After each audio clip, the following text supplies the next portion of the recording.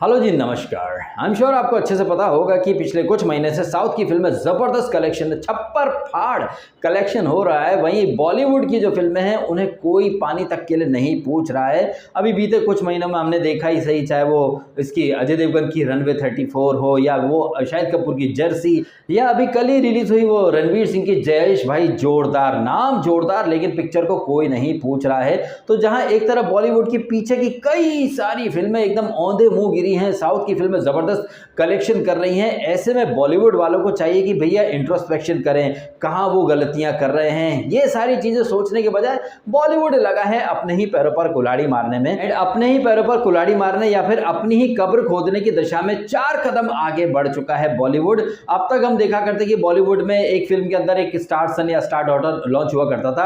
अब तो भैया बॉलीवुड वाले एक पिक्चर में नेपोटिज्म का भंडारा लगा चुके हैं, और एक ही फिल्म के अंदर शाहरुख खान की लड़की, अमिताभ बच्चन का पोता, और वो बोनी कपूर, श्रीदेवी की लड़की खुशी कपूर, ये तीन लोग स्टार सन स्टार डॉटर्स एक ही पिक्चर में, एक ही शो का, ये नेटफ्लिक्स पे ये आने वाला है, ये पिक्चर है या show, I don't know. The Archies वो करके क्या आता था, उसका कुछ हिंदी वर्जन ये लोग बना रहे हैं।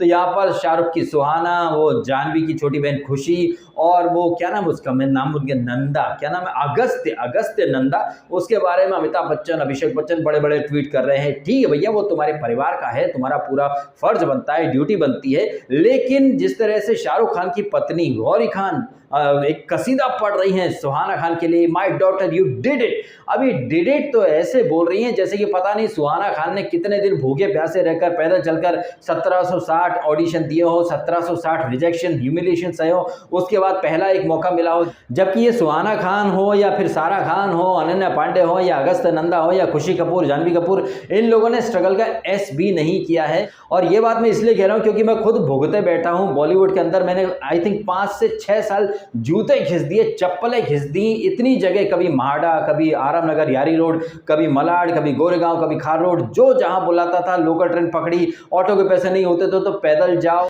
चाहे बरसात हो रही हो चाहे धूप पड़ रही हो, लोग जाते हैं ऑडिशन देने।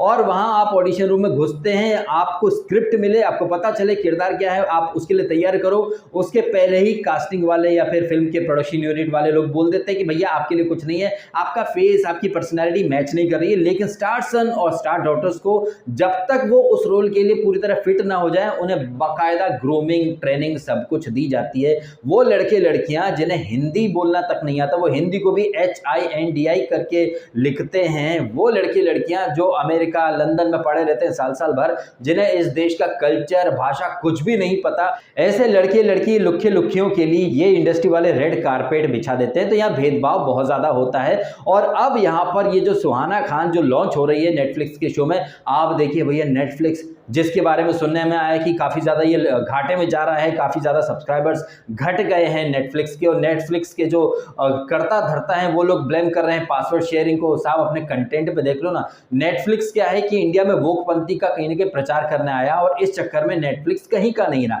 नेटफ्लिक्स वाले भी ये नहीं कि अपने कंटेंट पर फोकस करें। एक तरफ हम इंडिया में देख रहे हैं चमन बहार या फिर पंचायत जैसी वेब सीरीज आ रही है जिनमें कोई बहुत बड़ा नाम नहीं है, लेकिन कंटेंट अच्छा है, किरदार अच्छे हैं, जमीन से जुड़े हुए कलाकार हैं, जिन्होंने स्ट्रगल किया है, काफी मेहनत की है और खुद को साबित किया है, तब जाकर देश की जनता उन्हें पसंद कर रही है। इसीलिए पंचायत का दूसरा सीजन भी आ रहा है। वहीं नेटफ्लिक्स है जो कि स्टार सन्स और स्टार डॉटर्स या फिर बड़े बड़े नामों के ऊपर ही दाव खेलता है, फिर ब्लेम कर देते हैं कि भैया पासवर्ड शेयरिंग हो रही है, अपने कंटेंट पर फोकस करो ना। कंटेंट के नाम पर बॉलीवुड वालों की बीवियां क्या करती हैं, वो पूजा भट्ट जैसी गर्दुल्ली बुढ़ापे में क्या कर रही, मतलब ये कौन देखना चाहता है। फिर ये कंटेंट चलता नहीं है तो बाहर सलमान खान बोल देता है कि भैया साउथ की फिल्में लोग देखते हैं, बॉलीवुड में की फिल्में क्यों नहीं देखते हैं। एंड ये नेटफ्लिक्स वाले कंटेंट के नाम पर टट्टी परोस देते हैं और फिर बोलते हैं कि भाई नेटफ्लिक्स में घाटे में जा रहा है। अब तक बॉलीवुड वालों की बीवियों के नाम पे बॉलीवुड वाइब बनाए, अब बॉलीवुड के लड़की लड़कियों को उठाकर वो आर्चीज करके क्या था उसका यहाँ हिंदी वर्जन बना रहे, वो भी जोया अख्तर के नाम पर,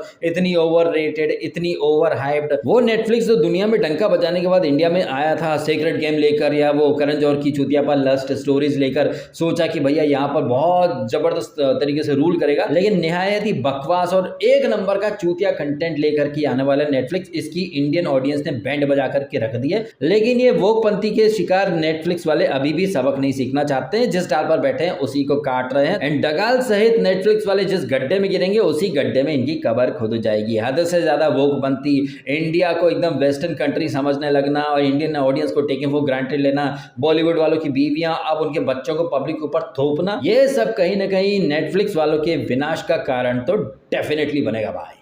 अब जोया अख्तर की इस फिल्म में सुहाना खान की सबसे ज़्यादा चर्चा हो रही है। हालांकि इसमें बोनी कपूर की लड़की भी है और श्वेता नंदा का लड़का भी है यहाँ पर। लेकिन जिस तरीके से गौरी खान ने अपनी बेटी के लिए my daughter you did it, ये डिड इट तो ऐसे बोल रही है जैसे कि पता नहीं कितना स्ट्रगल किया हो। एक अनन्या पांडे का स्ट्रगल था, एक वो सारा अली खान का स्ट्रगल, जिसके स्ट्रगल को देखकर उसने रोहित शेट्टी ने तुरंत काम दे दिया। आई एम श्योर आपने वो रोहित शेट्टी का या सारा खान का वीडियो देखा होगा, नहीं देखा तो एक बार फिर से देख लीजिए।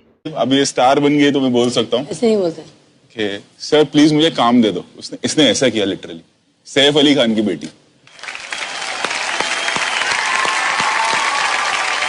अमृता सिंह और सैफ अली खान की डॉटर अकेले चल के ऑफिस में आना और एक डायरेक्टर के सामने बैठ के ये कहना कि सर मेरे को काम दे दो प्लीज। मुझे रोना आ गया। अरे यार मैंने बोला तू पिक्चर कर ले। क्या बात है, वाह क्या एक्टिंग कर रहा है, वाह क्या एक्टिंग कर रहा है।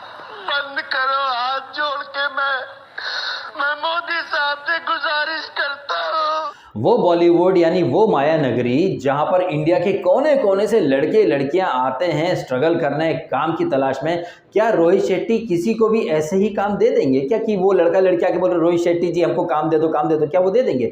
नहीं देंगे काम। तो यहाँ रोहित शेट्टी जितने अच्छे डायरेक्टर हैं वो उससे भी अच्छे एक्टर हैं। और रोहित शेट्टी कैसे एक्टिंग करते हैं ये आपने इस वीडियो में भी देख लिया। और खतरों के खिलाड़ी में तो आप देखते हैं कि रोहित शेट्टी क्या टॉप क्लास एक्टिंग करता है, कैसे कलर्स के जो फेसेस होते हैं उनको आसान से स्टंट देकर फिनाले तक पहुंचा देता है। तो रोहित शेट्टी जितने अच्छे डायरेक्टर है वो उससे भी अच्छे एक्टर हैं। एंड वो बॉलीवुड के लड़के लड़कियां जो अगर चाय कॉफी भी पीने जानी है तो 5 स्टार होटल में जाएंगे, ताज में जाएंगे या JW में जाएंगे या फिर ताज लैंड सेंड में जाएंगे, मर्सिडीज BMW या फिर फेरारी के नीचे ये लोग बात नहीं करते हैं।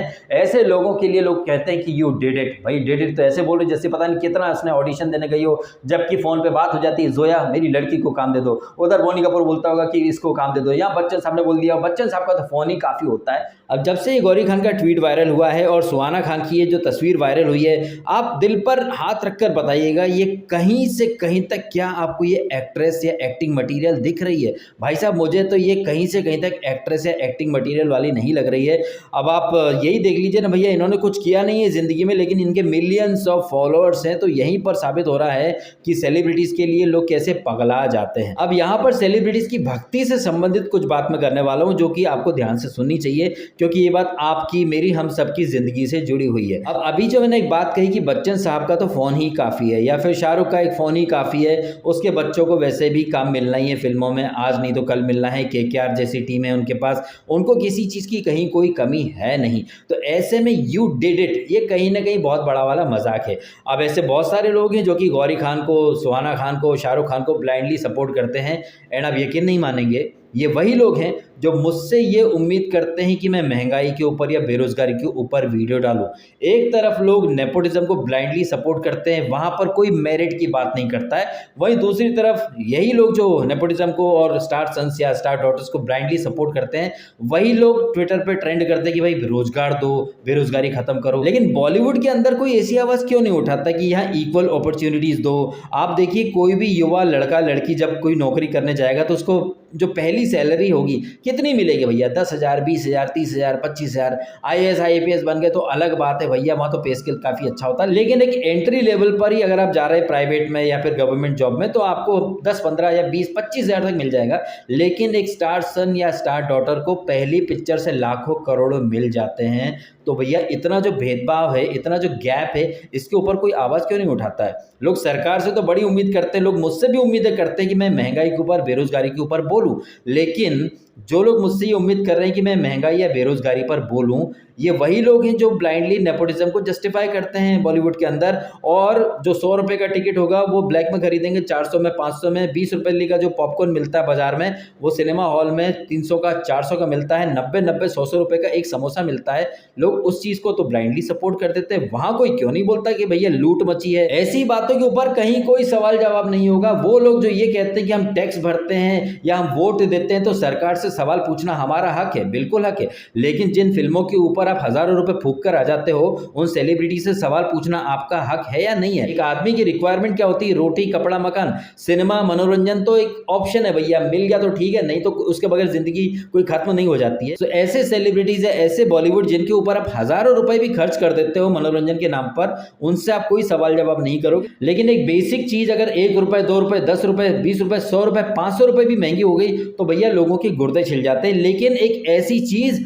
जो कि आपके लिए जरूरी है ही नहीं, उसके ऊपर आप ए भाई 1000 रुपए लुटा के आ जाओगे, वहां कोई सवाल जवाब नहीं होता। तो यहां पर मेरा पॉइंट बहुत क्लियर है। जिस तरह से आप कहते हो कि हम सरकार को टैक्स भरते हैं, सरकार को वोट देते हैं, तो सरकार से सवाल जवाब करना या फिर सरकार की एक अकाउंटेबिलिटी होनी चाहिए हमारी तरफ। ऐसे ही आप ये अभिनेताओं या बॉलीवुड वालों के लिए क्यों नहीं बोलते, जिनको आप डायरेक्ट पैसा दे रहे हो? भैया प्रत्यक्ष रूप से आप बॉलीवुड वालों की जेब में अपनी जेब से पैसा डाल रहे हो, तो आप ये अकाउंटेबिलिटी, जवाबदेही, रिस्पॉन्सिबिलिटी क्यों नहीं उनसे पूछते हो भैया कि आप अपनी जो फिल्में बना रहे हो, अपने बीवी बच्चों को उसमें लॉन्च करे जा रहे हो, तो ये फिल्म जनता के लिए क्यों लेकर के आ रहे हो? भैया अपने घर में ही प्राइवेट स्क्रीनिंग कर लो ना। अब जैसे हम किसी दुकान पर जाते हैं, किसी बनिए की दुकान पर, वो जो दुकान वाला है वो अपनी दुकान में अपने बेटे को, भतीजे को, फूफा को, जीजा को, किसी को भी नौकरी पर रखे, लेकिन अगर हमने उससे 10 रुपए का कुछ सामान लिया है, हम उसको 10 रुपए देकर आए हैं, लेकिन बदले में एक सामान लेके तो आए हैं। वो सामान हम खा सकते हैं, पहन सकते हैं या अपने घर में उस सामान को इस्तेमाल कर सकते हैं,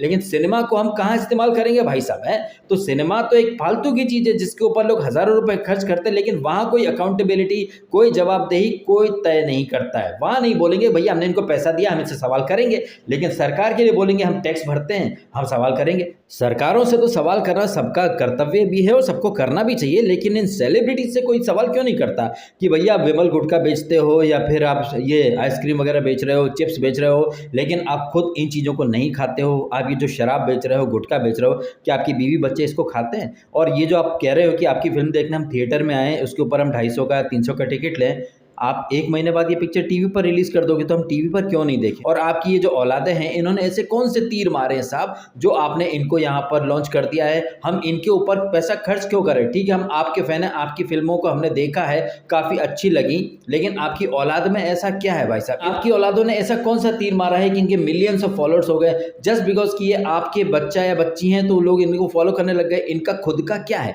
तो ऐसे सवाल जवाब तो सेलिब्रिटीज से कोई नहीं करता है। इस वीडियो के नीचे ही आप देखिएगा, सेलिब्रिटीज के सस्ते वकील आ जाएंगे अपने अपने सेलिब्रिटीज के औलादों को डिफेंड करने के लिए। तो बॉलीवुड की और टीवी इंडस्ट्री की इसी दोगली नीति के खिलाफ मैं एक स्टैंड लेकर काफी समय से चल रहा हूं। मेरे इस स्टैंड को लोग एक हेट का नाम दे देते हैं, जबकि मैं तो एक न्याय की बात कर रहा हूं। भैया अपॉर्चुनिटी सबको इक्वल मिलनी चाहिए। ऐसा नहीं होना चाहिए कि स्टार सन है, स्टार डॉटर है तो डायरेक्ट एसी रूम में बैठा है और आके पहुंच गया डायरेक्टर, देखो बेटा ऐसा है, तुम नहीं कर पाओगे, मैं तुमसे करवा लूंगा। लेकिन एक आउटसाइडर या बाहरी इंसान आता है तो अबे तू जावे, तेरे लायक कुछ नहीं है। वो बंदा रोज भूखा पैसा चक्कर काटता है, भटकता रहता है, स्टेशन पर जाकर के सोता है। दिन में अगर जेब में 10 रुपए तो वो ये सोचता है इसका खाऊं या फिर ऑटो करके या बस करके वहां जाऊं। पैदल चले जाते हैं ऐसे बहुत सारे लोग अपने दोस्त यारों के साथ। तो ऐसे लोगों का कहीं ना कहीं ये इंडस्ट्री मजाक बनाती है। एंड ऐसे लोग जिनमें बिल्कुल भी टैलेंट नहीं है, बिल्कुल भी स्किल्स नहीं है, जानबूझकर उन्हें पुश किया जाता है, उन्हें एक के बाद एक मौके दिए जाते हैं। साला इतने मौके दोगे तो फिर साला गधा भी एक्टिंग करने लग जाएगा।